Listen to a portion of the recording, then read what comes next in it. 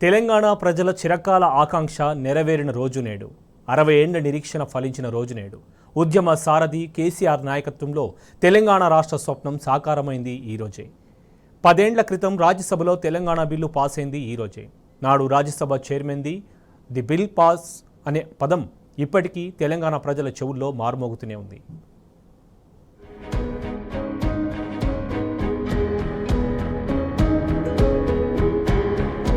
2014 ఫిబ్రవరి 20 తెలంగాణ కొత్త చరిత్రలో సువర్ణ అధ్యాయం.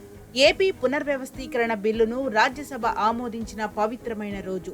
తెలంగాణ ఏర్పాటును సీమాంధ్ర నేతలు ఎంత అడ్డుకుందామని ప్రయత్నించినా రాజ్యసభలో తెలంగాణ బిల్లు నెగ్గిన రోజు.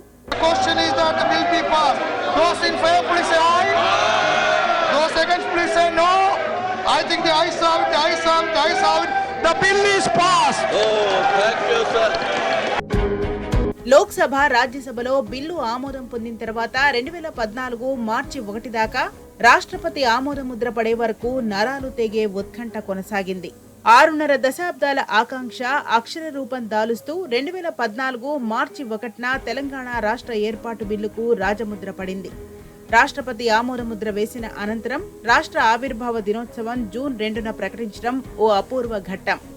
ఉద్యమ రథసారథి తెలంగాణ తొలి ముఖ్యమంత్రి కేసీఆర్ నాయకత్వంలో బీఆర్ఎస్ ప్రభుత్వం 2014 జూన్ 2న కొలువుదీరి రాష్ట్రాన్ని అభివృద్ధి పదం వైపు నడిపించింది.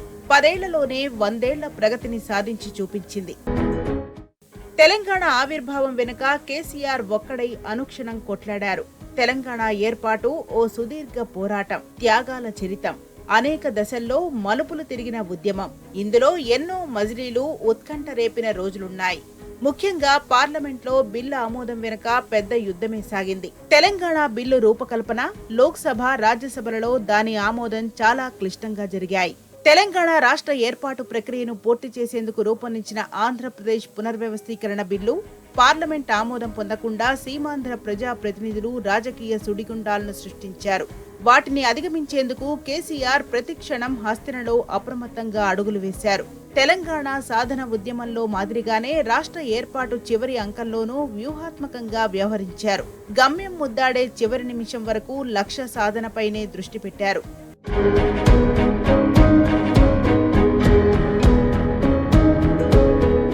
పార్లమెంట్లో ఏ బిల్లుపై ఓటింగ్ జరిగినా తలుపులను మూయడం తప్పనిసరిగా జరుగుతుంది. ఓటింగ్ ప్రక్రియ మొదలుపెట్టే ముందు స్పీకర్ బెల్ కొడతారు. వెంటనే పార్లమెంట్ సిబ్బంది తలుపులను మూసివేస్తారు.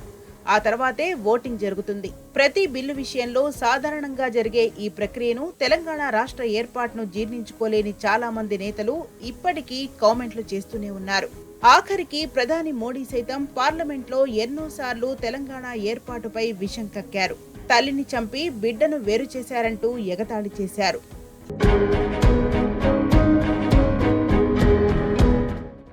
అటల్ బిహారీ వాజ్పేయి నేతృత్వంలోని ఎన్డీఏ ప్రభుత్వం ఛత్తీస్గఢ్, జార్ఖండ్, ఉత్తరాఖండ్ రాష్ట్రాలను ఏర్పాటు చేసినప్పుడు పార్లమెంట్లో గలాటా జరిగింది. తెలంగాణ ఏర్పాటు కోసం ప్రవేశపెట్టిన ఆంధ్రప్రదేశ్ పునర్వ్యవస్థీకరణ బిల్లు విషయంలో ఎలాంటి అవాంఛనీయ ఘటనలు చోటు చేసుకోలేదు. కానీ బిల్లు ఆమోదం పొందకుండా నాటి సీమాంధ్ర నేతలు విశ్వ ప్రయత్నాలు చేశారు. లోక్సభలో ఆందోళనలు, గందరగోళం సృష్టించారు. అక్కడ 2014 ఫిబ్రవరి 18న బిల్ పాస్ అవ్వగా రాజ్యసభలో గట్టెక్కకుండా చెయ్యాలని కుట్రలు చేశారు. కానీ కేసీఆర్ పాచికల ముందు వారి ఎత్తులు సాగలేదు. చివరకు సుప్రీంకోర్టుకు వెళ్లి స్టే విధించాలని ప్రయత్నించారు. కానీ అక్కడ కూడా ఎదురు దెబ్బలే తగిలాయి. చివరకు త్యాగాల తెలంగాణ ఏర్పాటైంది.